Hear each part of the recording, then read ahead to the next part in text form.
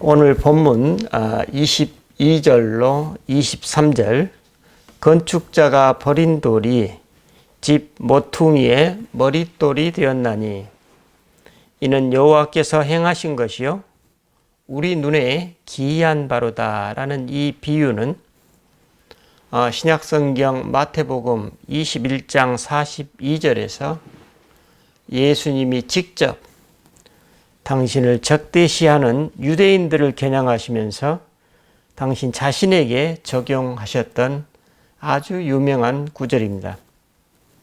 베드로 사도 역시 사도행전 4장 11절에서 이 예수는 너희 건축자들의 버린 돌로서 집 모퉁이의 머릿돌이 되었다고 예수님을 똑같은 맥락에서 이해하고 있습니다. 그렇다면 오늘 본문의 시인은 과연 어떤 맥락에서 이와 같은 비유를 사용하게 되었을까요? 그리고 예수님과 베드로 사도는 왜 어떤 의미로 건축자가 버린 돌과 또 모퉁이의 머릿돌 비유를 사용하셨을까요? 저는 이와 같은 질문을 앞두고 먼저 18절 말씀에 주목하고자 합니다. 신학자들은 본 시편의 저자가 다윗이라고 간주하고 있습니다. 다윗은 본문 18절에서 여호와께서 나를 심히 경책하셨어도 죽음에는 넘기지 아니하셨도다라고 고백하고 있습니다. 다윗은 여기서 자신이 경험한 고난이 여호와의 경책이었다고 주장하고 있습니다. 다윗은 자신이 경험한 고난을 10절로 13절에서 다음과 같이 기술하고 있습니다. 뭇 나라가 나를 에워쌌으니 내가 여호와의 이름으로 그들을 끊으리로다. 그들이 나를 에워쌌으니 내가 여호와의 이름으로 그들을 끊으리로다. 그들이 벌들처럼 나를 에워쌌으나 가시던 불에 불같이 다 없어졌나니 내가 여호와의 이름으로 그들을 끊으리로다. 너는 나를 밀쳐 넘어뜨리려 하였으나 여호와께서는 나를 도우셨도다. 다윗은 여기서 자신이 급박한 위기에 처해 있었음을 증언하고 있습니다. 그는 하나님의 도움을 요청할 수밖에 없었던 그런 아주 절박한 처지였던 것입니다. 그런데 하나님께서 자신의 간구를 들으시고 자신을 구원해 주셨음을 생생하게 기억하고 있기 때문에 그 사실을 지금 사람들 앞에서 증언하고 있습니다. 그래서 그는 5절에서 내가 고통 중에 여호와께 부르짖었더니 여호와께서 응답하시고 나를 넓은 곳에 세우셨도다라고 증언하고 있습니다.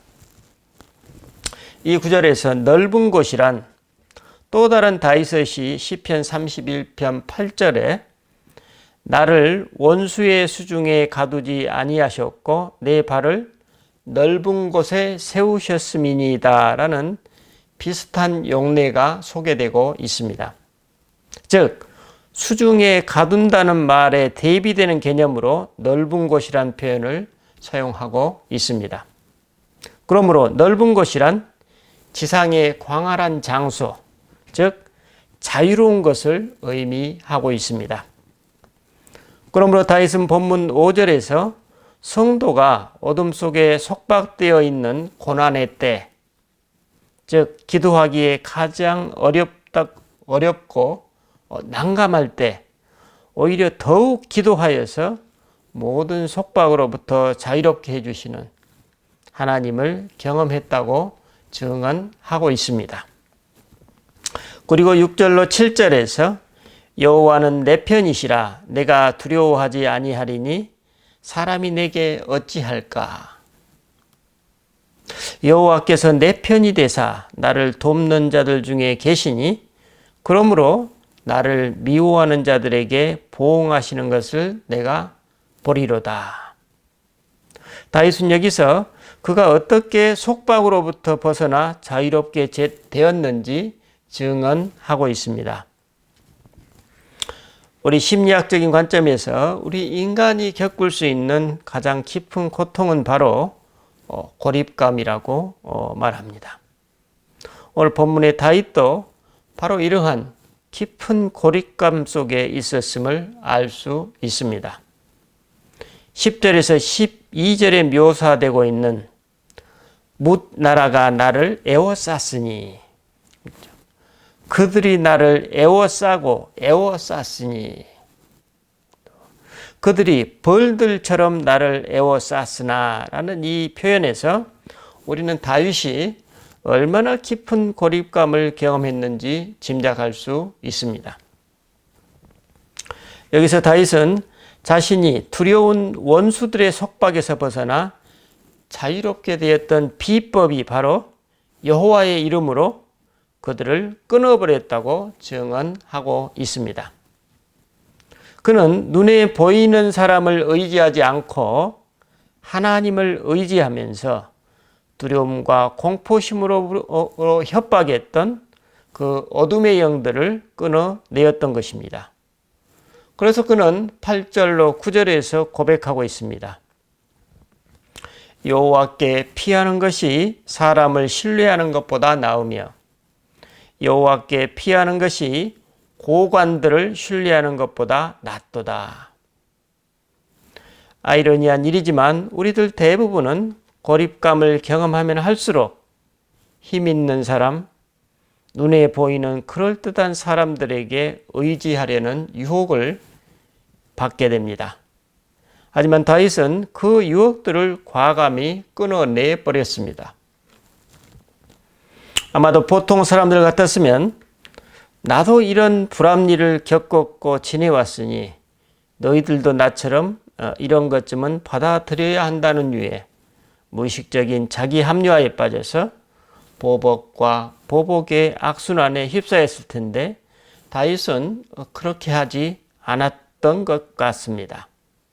우리 이조 시대의 사색 당쟁과 그 사화들 사례를 보면 우리가 그러한 보복과 보복의 악순환이 어떻게 대대로 유전되고 있는지 우리는 알 수 있습니다.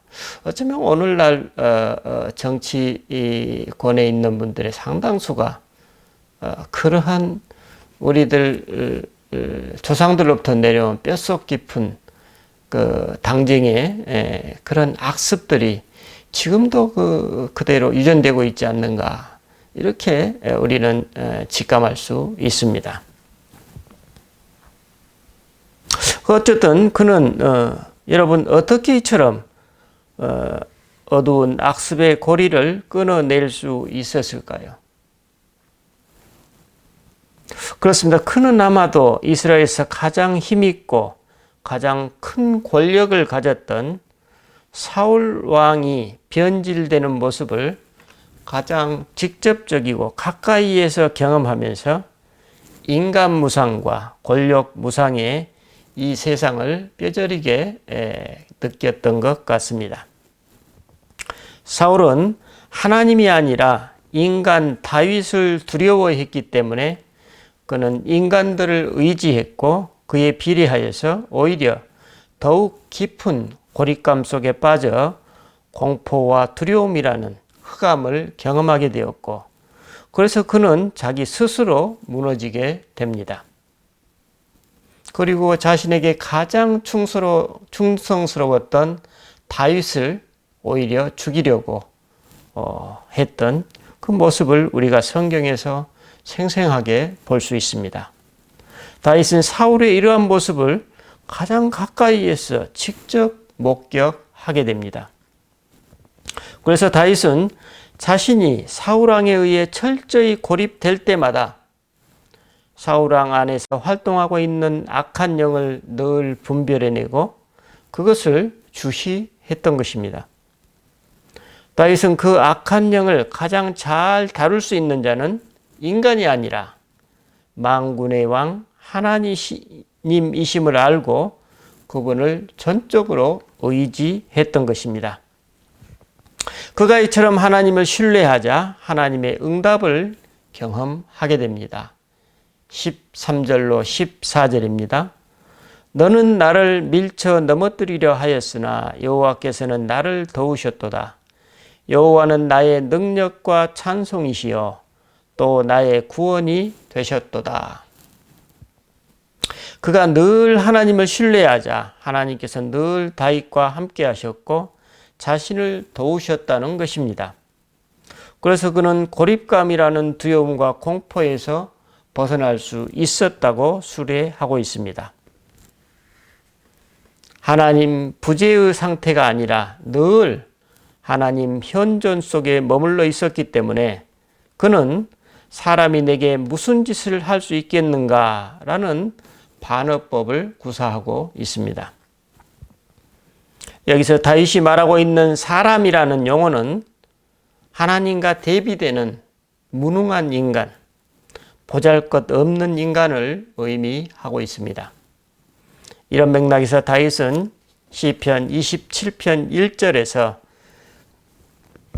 여호와는 나의 빛이요 나의 구원이시니 내가 누구를 두려워하리요. 여호와는 내 생명의 능력이시니 내가 누구를 무서워하리요. 라고 노래하고 있습니다. 그래서 그는 늘 사람이 아니라 하나님께 도피했다고 술회하고 있습니다. 그는 자신이 인간의 도움에 연연하지 않을 때 비로소 자기의 삶에서 하나님의 권능이 역사한다는 것을 체험적으로 배웠던 것입니다.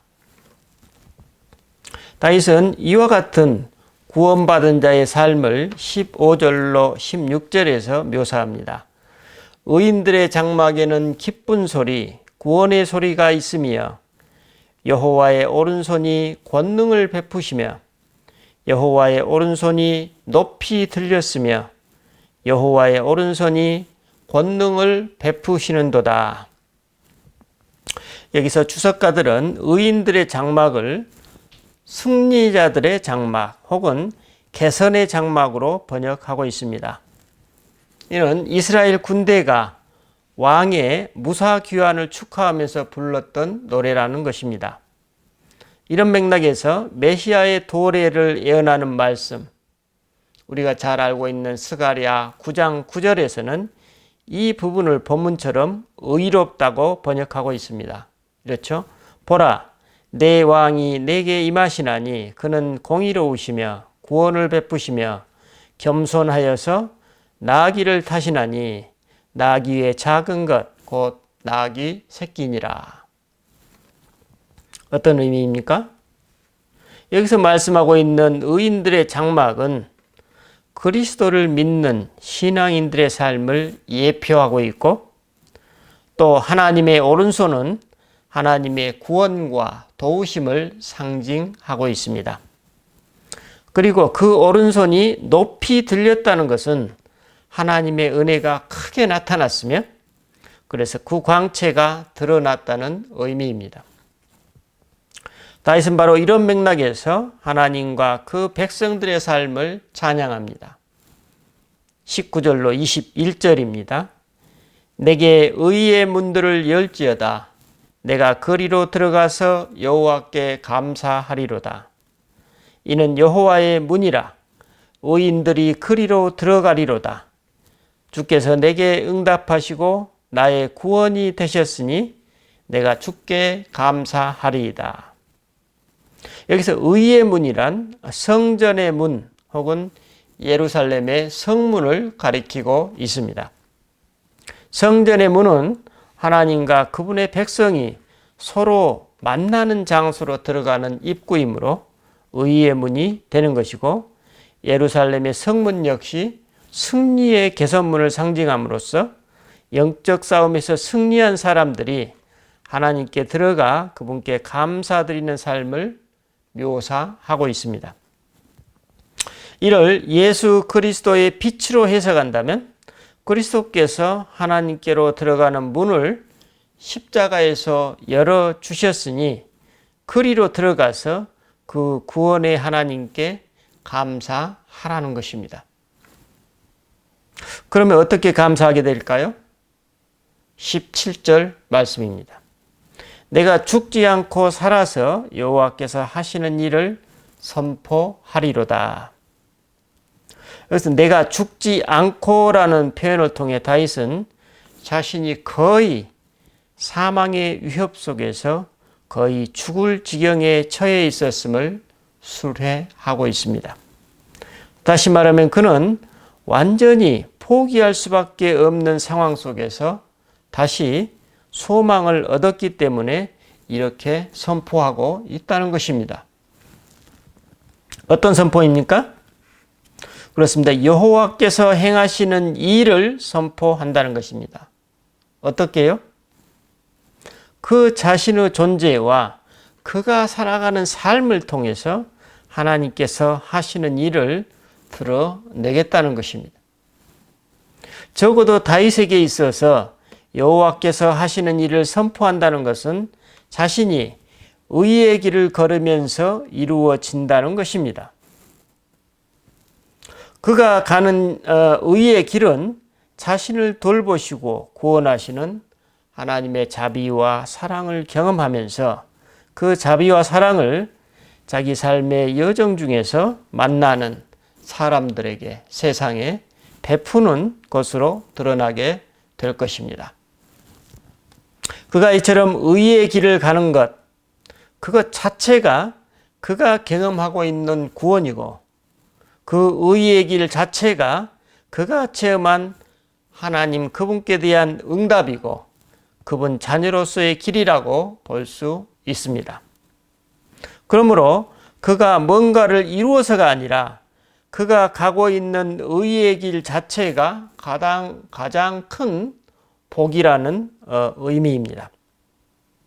그렇다면 다윗은 어떻게 이 지점에까지 이르게 되었을까요? 바로 이어지는 18절에서 수레하고 있습니다. 여호와께서 나를 심히 경책하셨어도 죽음에는 넘기지 아니하셨도다.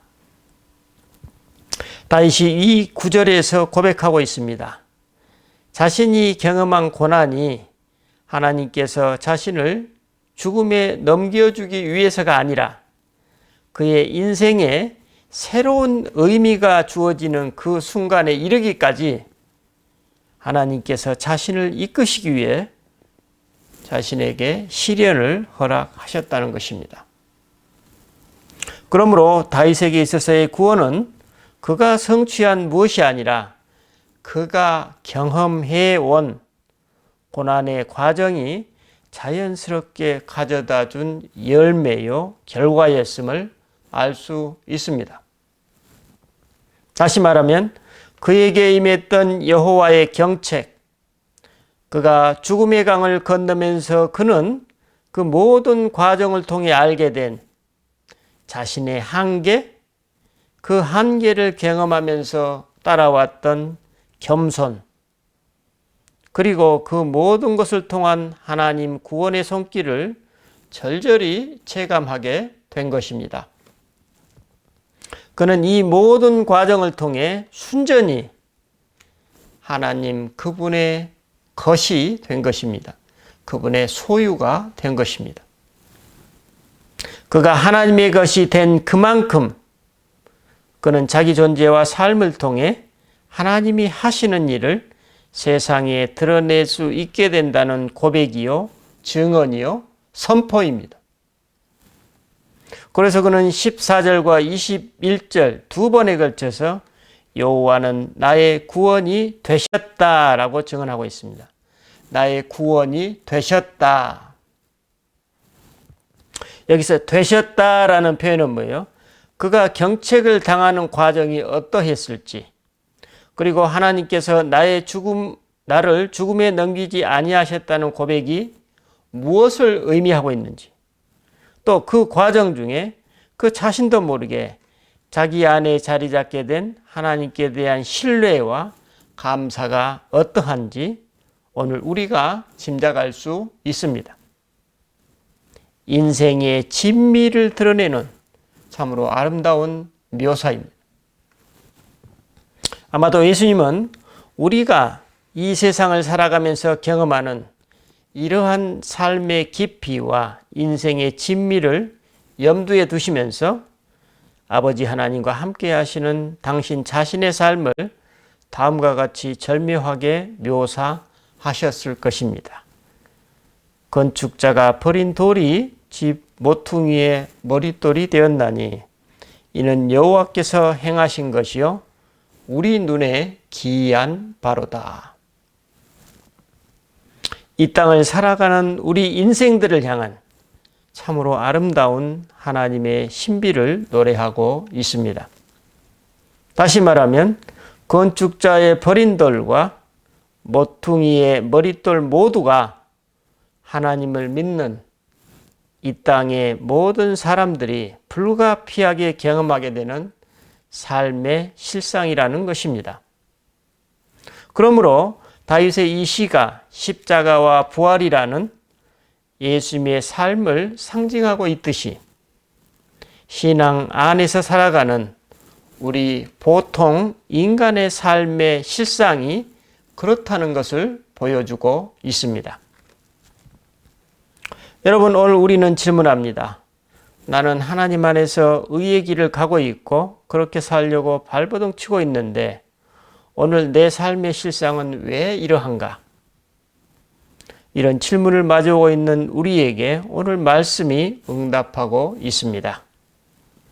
하나님의 의로 살아가고 그 의를 선포하는 것은 삶의 고초와 시련을 수반하게 되어 있다는 것입니다. 하지만 그 길을 직접 가고 있는 사람은 그 길을 걸어가는 삶 자체가 자기 삶의 목적이고 열매이며 그것이 하나님의 은혜이고 하나님께 대한 감사로 다가오게 됩니다.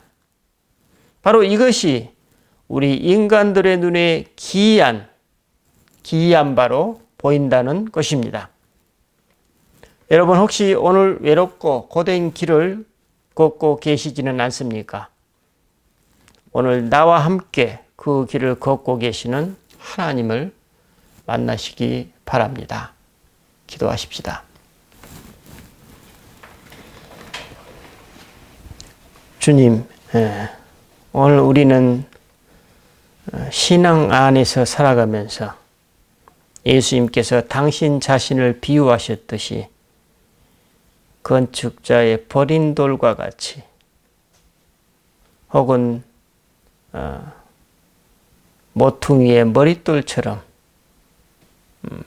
여겨지는 삶의 굴곡을 경험하게 됩니다. 하지만 그 모든 순간순간 과정들을 그리스도 안에서 그리스도와 함께 견뎌내고 이겨내고 극복하였을 때 그 결과로 주어지는 삶의 실상이 바로 우리들의 구원의 실상이고 그것이 바로 우리들을 영원한 삶으로 이끌고 있다는 진리의 말씀을 오늘 다윗과 또 예수 그리스도의 말씀을 통해서 완전히 일치하게 됨을 배웁니다.